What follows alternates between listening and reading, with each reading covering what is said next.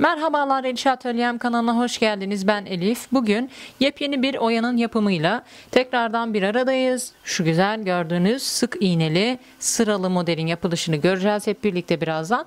Öncesinde hemen hatırlatmalarımı yapayım. Ekranın sağ alt kısmında ve videonun altındaki abone ol butonuna tıklayarak kanalımıza ücretsiz bir şekilde abone olabilirsiniz. Aynı noktadaki zil işaretini tıklayıp bildirimleri açmayı unutmayın hanımlar. Yayınları anında takip edebilirsiniz. Böylece bildirim alarak mobil cihazlarınıza ve son olarak videonun beğen butonuna veya beğenme butonuna tıklayıp düşüncelerinizi ifade edersiniz. Ayrıca yorum kısmından da çok sevinirim bana destek olmak amacıyla. Şimdi oyamıza göz atalım şöyle. Oldukça sırası çok fakat zor değil. Birazdan göstereceğim sizlere tüm aşamaları. Hemen oyamızın yapımına geçelim. Oyamızın başlangıcına şöyle bir göz atalım. Bir sıra halinde zürafa yaptım. Öncesinde zürafanın yapımını ekranın sağ üst köşesine, videonun alt kısmındaki yazılı açıklama ve yorum kısmına ekleyeceğim. İzleyebilirsiniz. Bunun dışında herhangi bir işlem yok. İpimizi alalım. Hemen oyamızın ilk sırasına şöyle diğer ipleri siz şöyle kenara alayım ama siz şimdilik bunları yok sayın. Çünkü bunlar bir üst sıranın yani diğer sıraların ipleri. Şöyle herhangi bir zürafaya bir tane düğüm atarak başladığımızı sayabiliriz, varsayabiliriz. Hemen ben bir tane şöyle şuradaki motifin orta kısmını yapacağım başlangıç olarak. Çünkü düğümümü attım. Bir tane boş zürafa bırakıyorum. İkinci zürafanın içerisine düğüm atarak küçük bir zemin kuruyorum buraya. Çok büyük değil. 6 tane 5 tane kirpik yapacağım sonrasında. Çok fazla büyük olmaması gerekiyor.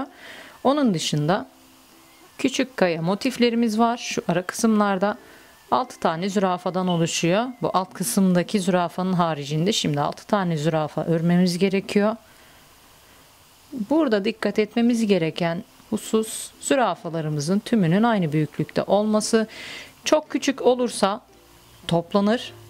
Yani dağ şekline biraz alır ama şekli bozuk olur. Büyük olursa, fazla büyük olursa da marullanma olur o yanınızda. Orta ayarı tutturmanız gerekir. Ben bunun için size tavsiyelerde bulunayım bu konuda. Nasıl yaparız diye düşünüyorsanız oyayı öncelikle şu şekilde 2 dilim oyanın tümünü başlamadan önce zürafayı yapın. Şu şekilde 2 dilimlik. Daha sonra 2 dilimi örün, tamamını da tüm sıraları ve ona göre gerekli olan ayarları, gerekli olan büyüklüğü kendiniz yapabilirsiniz. Ben de bilhassa öyle yaptım. Öncesinde 2 tane yaptım. Gerekli olan büyüklüğü, sayıyı ayarladım. Sonra devam ettim. Şimdi 6 tane zürafa yaptım. Yine bir tane boş zürafa bırakıyorum. İkinci boş zürafanın içerisine düğüm atıyorum. Ve tekrar 6 tane zürafa örerek devam ediyoruz. Burada oyamızın ilk sırası bu şekilde sürekli devam ediyor. İşlem tekrarı. Bu tarz sıralı oyalar zaten çok sıkıcı da olmuyor aslında. Akıcı olan modeller. Çok gösterişli olduğuna aldanmayın aslında. Çok zor gibi görünüyor. Ne kadar oya büyükse o kadar zor gibi bir izlenim bırakıyor. Aslında öyle değil. Sırayla devam ettiği için akıcı oluyor. Şimdi ben şuraya da düğüm atayım. 6 tane olsun, motif bozulmasın. Böylece ilk sıramızdaki sayıları da kaybetmemiş oluruz. 6 tane zürafa yaptık. Şimdi ipimi kesiyorum. Artık ikinci sıraya geçebiliriz. Kurmuş olduğumuz zeminlerin içerisine öncesinde de dediğim gibi şuraya öncelikle geçelim, bir düğüm atalım. 5 tane orta boy kirpik yapacağız buraya.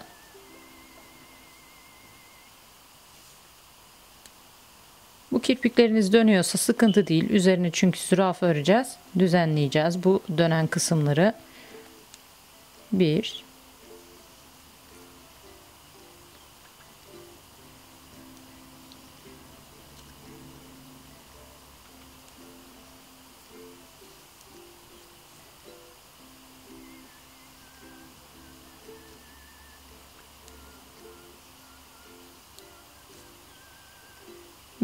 5 tane şu şekilde kirpik ördükten sonra geçiyorum bir sonraki zürafanın üzerine.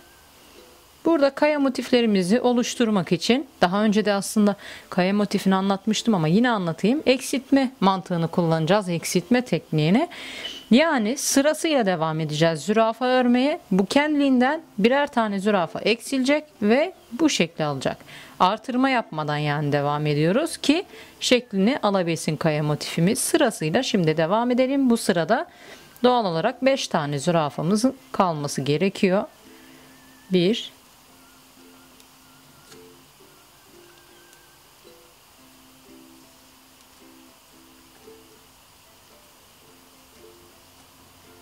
4 ve 5. Bu sayıları sürekli kontrol ederek ilerlerseniz sizin için daha iyi olur. Çünkü bir yerde bozukluk olursa, yanlışlık olursa tüm motif bozulur. Devamını, daha doğrusu üst kısmı düzgün olmaz. O açıdan dikkat ederek devam etmenizi tavsiye ederim. Şimdi diğer zemine geçtim. Buraya da 5 tane kirpik öreceğim buradaki gibi. 5 tane daha zürafa örüp bu sırayı bitireceğim. Ben şimdi hızlandırayım burayı. Bir sonraki sırada tekrardan görüntüyü normal seyrine alayım.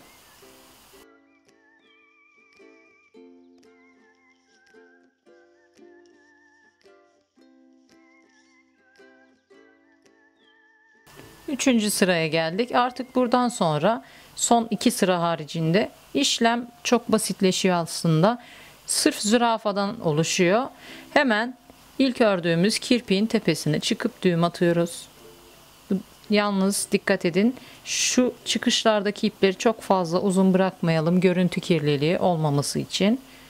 Sırasıyla her kirpiğin üzerine birer tane zürafa örerek ilerleyelim. Hanımlar, eğer sorularınız olursa bana yazabilirsiniz. Elimden geldiğince herkese yardımcı oluyorum ben. Ayrıca Facebook ve Instagram hesaplarımın linklerini de ekliyorum her zaman videoların altındaki açıklama bölümüne. Oradan da bana ulaşmanız mümkün. Eğer sorularınız, takıldığınız noktalar olursa ayrıca istek de yapabilirsiniz. Bunu tekrar söylememe gerek yok. Artık herkes biliyor, büyük bir kısmı, hemen hemen herkesin. Şimdi gördüğünüz gibi 4 tane zürafamız oluştu. Devam ediyoruz. Geçiyorum bir sonraki kaya motifinin üzerine çıkıyorum. Düğüm atıyorum. Dediğim gibi de inişte fazla uzun tutmuyorum ipimi. Siz de dediğim gibi aslında başlangıçta 2 dilim örerek gerekli olan uzunlukları ayarlayabilirsiniz. Anlarsınız zaten. 4 tane daha zürafamız var. Bu sırada kendiliğinden eksilecek dediğim gibi. Yine zürafa örüyoruz yani. Böylece devam ediyoruz. 4 tane zürafa ördükten sonra çıkıyorum diğer kirpiklerin üzerine. Düğüm attıktan sonra 4 zürafa iniyorum buraya. Burada da 4 zürafa öreceğim. Şimdi burayı hemen yapayım ben ve bir sonraki sırayı tarif edeyim.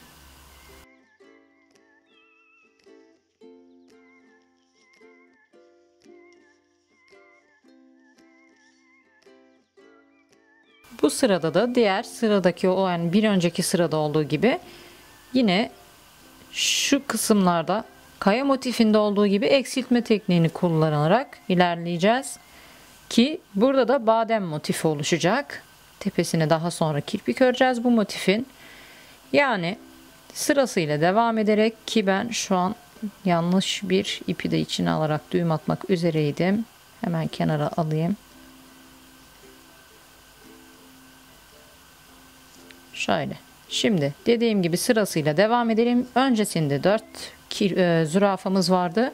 Şimdi 3 tane kalacak şekilde zürafalarımızı örelim. İniyorum. Kaya motifinin üzerine ilk, yani sırasıyla gelen, denk geldi. İlk zürafanın üzerine düğüm atıyorum. Burada da 3 tane zürafa kaldı. Hemen örelim.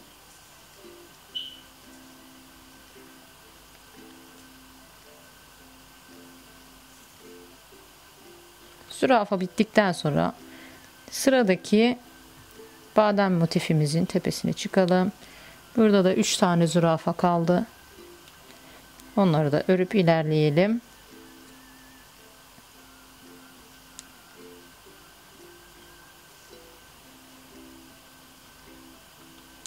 Ve iniyorum. Bir sonraki kaya motifinin üzerine. Dediğim gibi Böyle sıralı modeller akış yani akış yönünden daha avantajlı oluyor. İp kesip takma sorunu olmadığı için gayet rahat bir şekilde örülüyor. Ben böyle oyaları daha çok tercih ediyorum. Tabi ihtiyaç ve tercih meselesi bunlar. Şimdi bir üst sıraya geçelim. Aynı mantıkla devam ediyoruz. Bu sırada da artık badem motifimizin 2 tane zürafası kalıyor. Onları örelim hemen.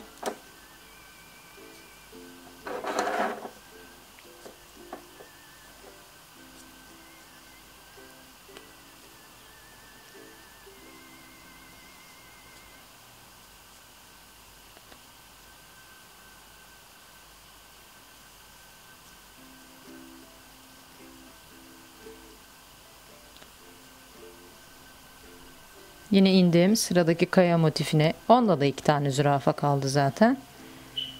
Onları da örelim. Sırasıyla devam edelim. Mantık aynı dediğim gibi. Çok farklı ve zor olan herhangi bir işlem, herhangi bir teknik yok. Zürafa tekniğini çok kullanıyoruz burada. Yalnız şu alt kısımda kirpiklerimiz var ve üst kısımda son sırada sık iğne kullanacağız. O farklı bir teknik. Onu da göstereceğim sizlere. Şimdi artık bu sırayı da bitirdim. Geçelim bir üst sıraya. Bu sırada bakın şu sık iğneleri son sırada öreceğimiz ipleri kuruyoruz. Yani demem o ki yapacağınız şurada şu an göstereceğim yapacağımız iplerin büyüklüklerini sağ ve sol kısımlarda simetrik bir şekilde aynı büyüklükte olmasına dikkat etmemiz gerekiyor. Şimdi hemen göstereyim. Ayrıca çok fazla kısa olmaması gerekiyor ki şu bombeli görüntü oluşsun. Yani hafif biraz büyük olması gerekiyor. Sık iğnelerle doldurunca bombeli bir görüntüye kavuşturmak için. Şimdi gördüğünüz gibi hafifçe biraz büyük bıraktım bu ipi. Şöyle göstereyim daha net. Bir tane zürafamız kaldı badem motifimizin tepesinde. Bu son zürafayı da hafif biraz büyük bırakıyorum. Çünkü üzerine 3 tane kirpik örmem gerekiyor daha sonra. İniyorum bir sonraki kaya motifinin tepesine ve tıpkı bu sol kısımdaki gibi sağ tarafta da aynı büyüklükte bir ip yapıyorum. Artık son kaya motifine yaklaşıyoruz. Şurada bir tane daha zürafa. Çıkıyorum diğer badem motifinin tepesine. Tümünü aynı büyüklükte yapmaya özen gösterelim. Son zürafayı örüyorum. İniyorum son kaya motifinin tepesine. Ve artık son sıraya geçebiliriz. Şimdi yapmamız gereken eğer oyanın başlangıcındaysanız bakın ben öncesinde oyanın başlangıcını size bir göstereyim ki devamını da kavrayabilirsiniz. Yine de dediğim gibi takıldığınız noktaları bana sorabilirsiniz. Ben öncesinde bu oyanın başlangıcında direkt olarak bir zemin kurdum. Yani şu alt kısımdaki büyük zemini yaptım. 6 zürafa yaparak devam ettim. Üzerine geldim, çıktım, 5 kirpik yaptım. Sonrasında badem motifimi ördüm ve böylece devam ettim. Oyanın bitiminde bu noktaları birleştirecek şekilde sayıları denk getirebilirsiniz. Onun haricinde herhangi bir zorluğu yok bu oyanın. Şimdi direkt olarak yapmış olduğum sol kısımdaki sık iğne zeminine geçip düğüm atıyorum. Ben sayı olarak gerekiyorsa sayı vereyim size 10 tane sık iğne ördüm. Siz bunu kendi elinizin ayarına göre, sıklığına göre adapte edebilirsiniz bu sayıyı veya göz kararı da yapabilirsiniz.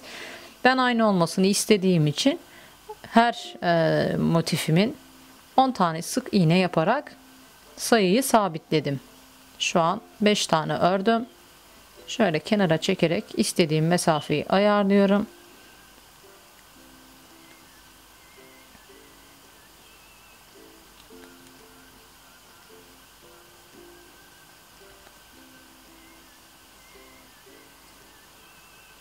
Dokuz ve 10. Elinizle şöyle el ütüsü dediğimiz çekerek şekil verebilirsiniz. Bombeli bir görüntü oluştu. İstediğimiz gibi Artık son bademin özür dilerim, son zürafasının tepesine çıkıyoruz. Buraya 3 tane kirpik yapıyoruz.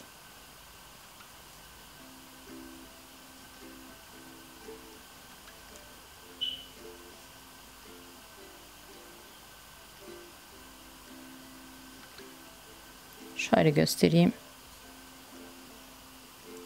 Kirpiklerimizi de ördük. Daha sonra iniyorum bir sonraki zeminin üzerine. Buraya da tıpkı sol taraftaki gibi 10 tane sık iğne öreceğim.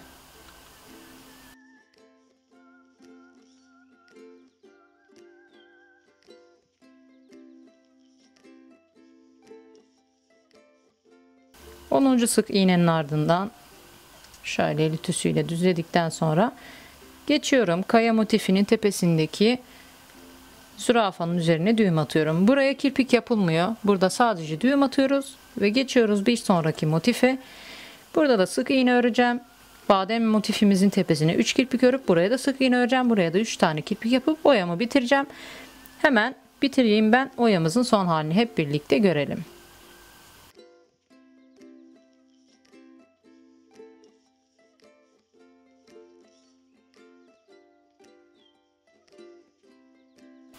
Ve oyamız bitti. Gördüğünüz gibi şunları kenara alayım ki rahat görebilirsiniz.